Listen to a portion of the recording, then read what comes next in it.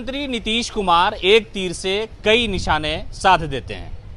2013 से 2022 के सफर में कई ऐसा गठबंधन था जिसके साथ मुख्यमंत्री नीतीश गए और इस गर्मी की शिद्दत में सबसे बड़ी पार्टी कही जाने वाली भारतीय जनता पार्टी के चाणक्य को ठंडा कर दिया है। मुख्यमंत्री नीतीश कुमार की जो सियासी चाल होती है उससे शायद उनके बहुत करीबी भी वाकिफ न हो।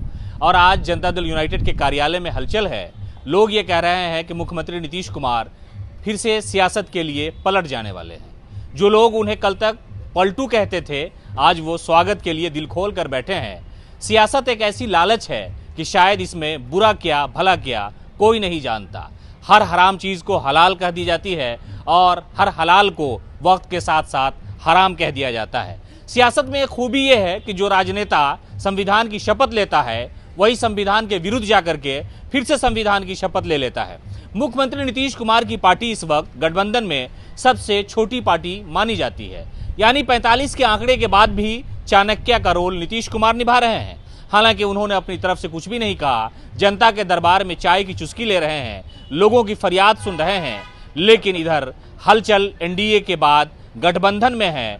सुना है कि शर्त पूरी हो गई है, तेजस्वी जी ही उप मुख्यमंत्री होंगे, स्पीकर का चुनाव भी हो गया है, लेकिन गृह विभाग पर तालमेल नहीं बैठ रहा है। नीतीश कुमार का कहना है कि गृह विभाग हमारे पास ही रहे। शायद ये चिराग पासवान को भी पता ना हो, लेकिन सियासी तौर पर वो कुछ भी नहीं कहते हैं। जब मीडिया के लोग उनसे सवाल करते हैं कि नीतीश जी लोग आपके बारे में ऐसा कह रहे हैं, तो वो कहते हैं कि जब हमको लोगों ने मौका दिया 2005 के बाद, हम तो सिर्फ सेवा करना जानते हैं। बिहार कहाँ था, कहाँ से कहाँ ला खड़ा कर दिया। लेकिन आज अमित शाह जब यहाँ पहुँचे थे तो उससे एक दिन पहले जेपी नड्डा ने कहा था, न्यूज़ फॉर नेशन ने जब उनसे सवाल किया कि कितनी सीटों पर तैयारी है, तो उन्होंने कहा कि भारतीय जनता पार्टी 200 सीटों पर बिहार विधानसभा का चुनाव लड़ेगी।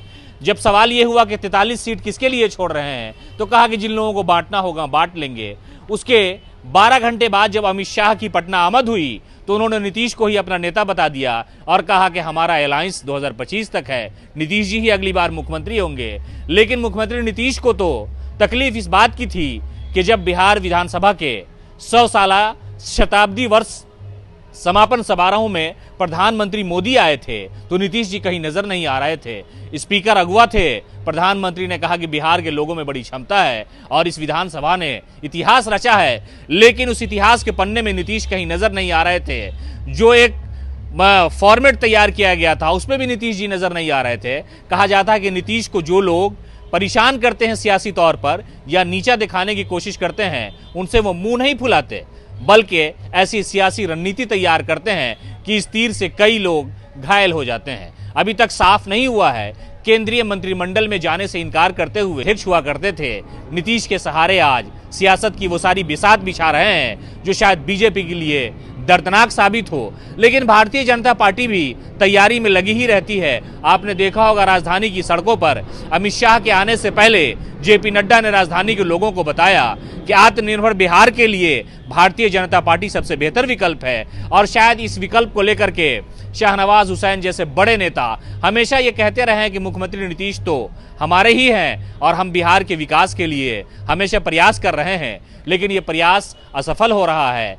जब भी कभी मौका होता है, चाहे वो त्यौहार हिंदू का हो या मुस्लिम का हो, लेकिन सियासी तौर पर नीतीश की जो सियासी दगाबाजी है उसको लेकर के लोग हमेशा कहते हैं कि नीतीश जी ऐसा काम करते हैं कि लोग कहते हैं कि जिनके दिल में दिमाग होता है वो कुछ भी कर जाते हैं। हमारा ये नहीं कहना कि नीतीश जी ने क्या कुछ किया, लेकिन हलचल बढ़ी है। यू कार्यालय की तरफ सारी निगाह है। लोग सोच रहे हैं कि मुख्यमंत्री नीतीश कुमार उस आदमी के मुख्यमंत्री का सपना को साकार करेंगे या उन्हें फिर अपनी कैबिनेट में रख के डिप्टी सीएम बना देंगे। और फिर वही होगा कि जिस वजह से आपने गठबंधन तोड़ दिया था 2015 में कि आप पर भ्रष्टाचार का इल्ज़ाम है। फिर भारतीय जनता पार्टी अगर अलायंस टूटती है तो सुबह से प्रेस कॉन्फ्रेंस होगा, सुशील मोदी सामने आएंगे, भारतीय जनता पार्टी के बड़े नेता आएंगे कि नीतीश जी आपका ज़मीर मर चुका है, काहे का सुशासन, फिर जंगल राज के साथ आप साथी हो गए हैं। और मुख्यमंत्री वही कहेंगे कि हमारे लिए बिहार का विकास सबसे सर्वोपरि है। मुख्यमंत्री नीतीश का कोई जवाब नहीं। भारत के चाणक्य अमित शाह को एक नई रणभूमि में उतारने का प्रयास नीतीश बिल्कुल खामोशी से कर रहे हैं। जब वो यहाँ पहुँचे थे तो उनको कोविड हो गया था, लोगों ने कहा कि ये फर्जी कोरोना था, उन्होंने शायद न मिलने के बहाने से अपने आप को आइसोलेट कर लिया। लेकिन जब अमित शाह दिल्ली के लिए उड़ान भर गए, उसके अगली सुबह वो गांधी सेतु चले गए, निर्माण का जायजा लिया और कहा कि बिहार सबसे ऊपर है और विकास हमारी प्राथमिकता में शामिल है। अब अगली प्राथमिकता 24 घंटे में क्या होगी, राजभवन पहुंचेंगे या फिर वहीं रहेंगे और मीडिया की जो ये चेमीगोइयाँ चल रही हैं सब खामोश हो जाएगी और फिर कहेंगे कि नीतीश बिहार के चाणक्य है। हमारे साथ आप बने रहें, हम दिखाएंगे चाणक्य की जो रणनीति है, सरकार फिर बनेगी या सरकार यथावत रहेगी। और फिर नीतीश कुमार यही कहेंगे कि भारत के प्रधानमंत्री नरेंद्र मोदी बिहार के विकास के लिए बड़ा योगदान दे रहे हैं और इस योगदान में हम उनके साथ हैं।